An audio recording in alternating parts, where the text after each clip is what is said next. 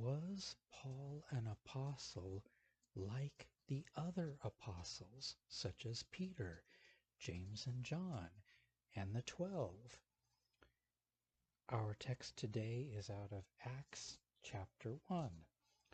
But first let's look at what that word apostle means, taken from the end of Acts chapter 1, verse 26. The Strong's Concordance, we see the Greek word apostolos, one sent out, a messenger, delegate, or commissioned representative in the New Testament, especially an apostle of Christ.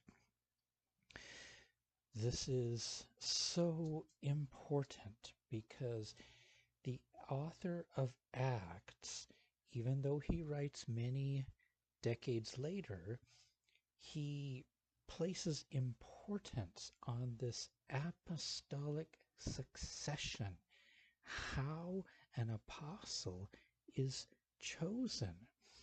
We have a unique situation at the end of the Gospels and at the beginning of Acts.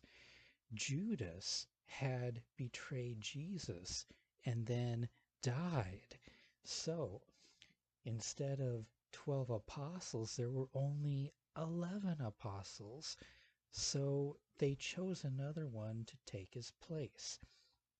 Let's look at our text today, Acts chapter 1, starting in verse 15. In those days Peter stood up among the brothers. A company of persons was in all about 120. So that was about the size of the group, according to the author of Acts. Peter seems to be taking a speaker or leadership role. After that, he describes how Judas died. Then we pick up in verse 21, and I'll read here. So one of the men who have accompanied us during all the time that the Lord Jesus went in and out among us, beginning from the baptism of John until the day when he was taken up from us. One of these men must become with us a witness to his resurrection. Then they describe how they chose 2 men out of all of these people. Okay, these are good candidates, so let's choose between these 2. Evidently those 2, Joseph called Barsabbas, who was also called Justus, and Matthias. So these 2 men, they met the criteria to become an apostle, to join the 12. And then at the very end of that, they're casting lots. They pray over it, and the lot fell on Matthias, and he was numbered with the 11 apostles to, in essence, become the 12th apostle. So was Paul the 12th apostle? No, Paul was never one of the 12 apostles, never. That may be surprising to some who have grown up religiously or in the church. He was never one of the 12 apostles. Did Paul meet the criteria? Let's take a look just briefly again. The 3 criteria that we see. 1, the person must have accompanied the 12 apostles, Jesus, the whole group, must have accompanied us all of the time that Jesus went in and out among us. That's the first criteria.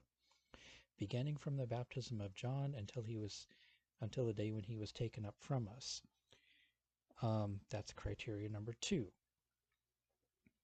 And to become a witness with us to his resurrection.